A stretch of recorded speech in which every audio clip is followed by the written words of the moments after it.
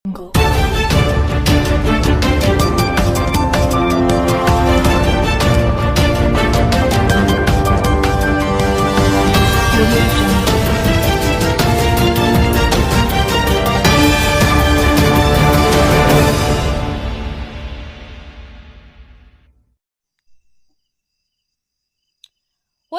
News ಚಾನೆಲ್ಗೆ ಸ್ವಾಗತ.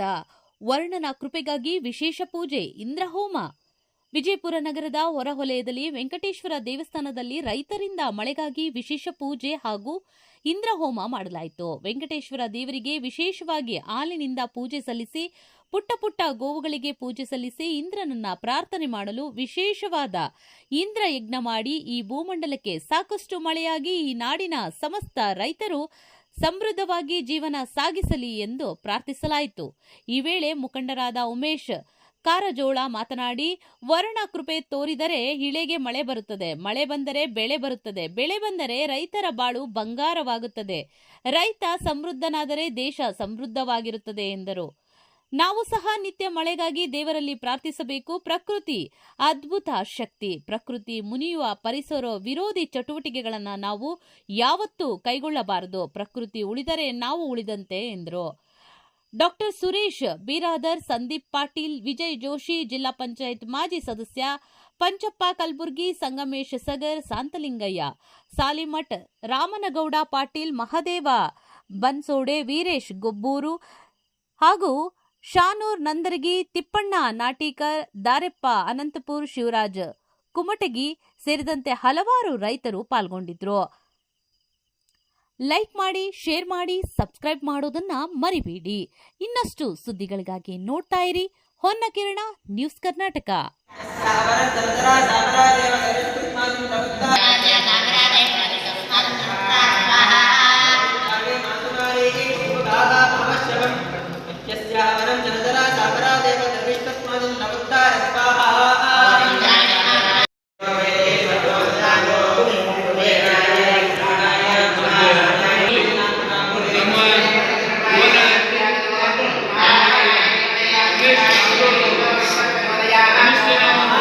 Oma